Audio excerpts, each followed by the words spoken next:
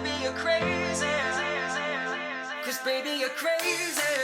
Hola chicos, hola chicas y bienvenidos a otro video de LucaVision! Hi guys and welcome back to another LucaVision video, and I want to welcome you back to another national final video. And in today's video guys, judging by that title down below, I'm going to be giving you my top 10, yes, my favourites for the Benidorm Fest 2022.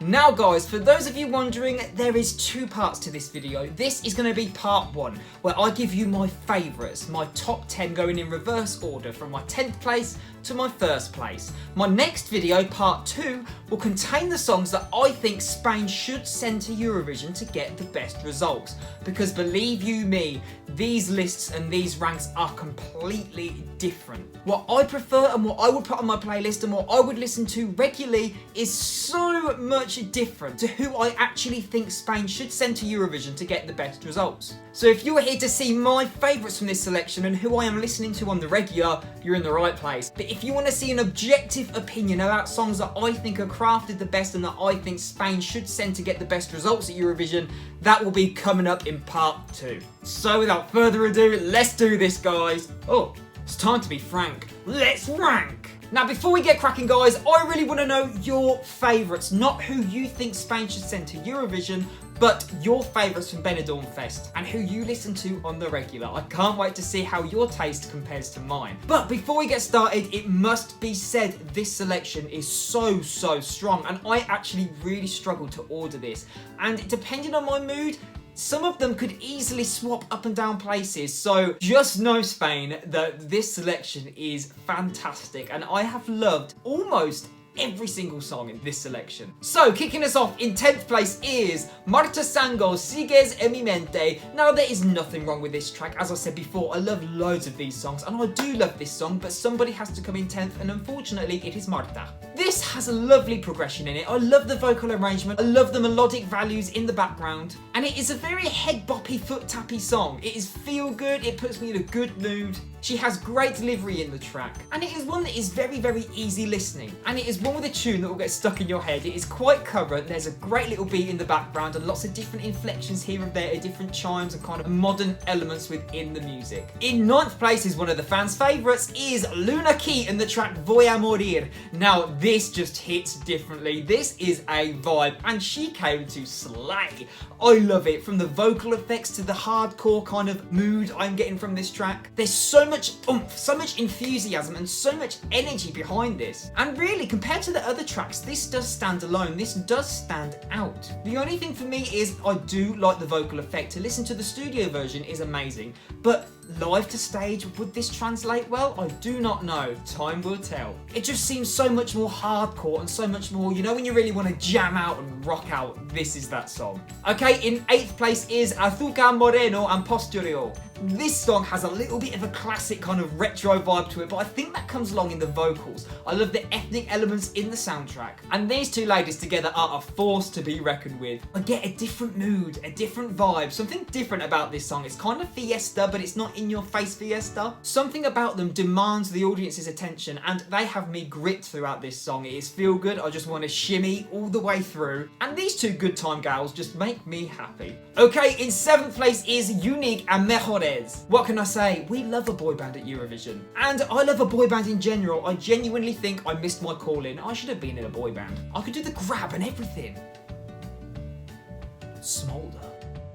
This is anthemic. There's an amazing hook in there that gets the audience singing along, and everybody likes a hook to sing along to. This song does have energy, and it's kind of like a laid-back anthem, if that makes sense. There's not too much going on. It has just the right pace in it, and these lads just supply an energy. I feel like they could really lift a room. If this did go to Eurovision, they would lift a lot of people in that room, especially if it came after a ballad. Okay, guys, in 6th place is Chanel and Slow Mo. This has such a great hook in there. I know there's not a lot to it, it's just more, but it still gets in your head. This is contemporary, it's fresh, it's definitely something you would hear on the radio, so commercial, and yeah, it can be argued that it's a little bit safe, but a little bit of safety never hurt anybody. Literally. She has this effortless vibe about her. She doesn't need to do a lot, she doesn't need to put a lot of energy and enthusiasm in the track because she's so cool and comes across so sultry that I really feel like it's a part of her artistry, and her artistry is impeccable. This is one on repeat. Now in 5th place we have Tanxugueiras. I've been practicing my pronunciation. And their track, Terra. I know this is a fan favourite, and guys, I can see why. But when I heard the song in full bloom and in all of its glory, it was muy bien. I loved it. I loved that they are coming from a different part of Spain. It's a different native kind of heritage. I love the different inflections in the music. I love that it has that go-a kind of vibe and feel about it. It is coming from a different angle and they are really going for it. And I love that Spain are being so open and so diverse within their selection this year. Yeah, it's not to everybody's tastes, but everybody is different, and that's what makes us the same people. And I know that the chorus is basically just la la la la la la la la la, but it's a good hook. It is a good hook. For those people that don't like that kind of native, kind of white voice sound, they've got that la la la la la that they can attain and they can grasp. So really, it does appeal to everybody. If you don't like the style of singing, there's a good chorus for you to grab onto. This sort of song is mesmerising, it's polarising, and it's quite hypnotic, really. Definitely one that could steal the show. Now, in 4th place, we have Gonzalo Hermida, Quien lo diría. Now, this is the highest placing ballad in this list.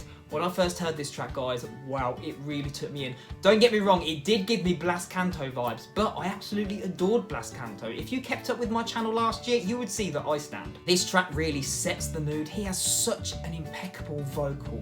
I cannot fault it. It is flawless. And again, this song stands out so much more compared to some of the other songs because it is a heartfelt, emotional ballad. And I think it is more of your typical ballad rather than a quirky kind of like the Secreto de Agua kind of ballad, artsy. This is your typical Western kind of ballad style, but we all love a typical heartfelt emotional ballad, don't we? And when it's done as well as this, how can you not? The music is atmospheric, the vocals are sublime, and the whole package, the artistry is so good. Here we go, here we go, here we go. Taking bronze in 3rd place is Zien and Echo. Guys, yeah, come at me if you like. I know I'm a basic boy with basic tastes, but this song is great. It is really fresh and really current at the moment, especially when looking at the charts. It really gives me Weekend vibes. It has that retro kind of 80s feel without being stuck in the 80s. It has great little elements taken out of it and brought into current day. I really feel like the singer is really cool and he has this great artistry about him. I also feel like he has a really good appeal to all audiences. I feel like he has a young audience vote, but also older people will be into it as well. Obviously with the 80s kind of retro feel. And yet again, people can say it's safe because look at Eurovision 2021. There were a lot of 80s inspired tracks. So it can be seen as safe, but you enter the competition to win and obviously you're going to put something forward that is popular and that the masses like and appreciate. Overall, is a bop.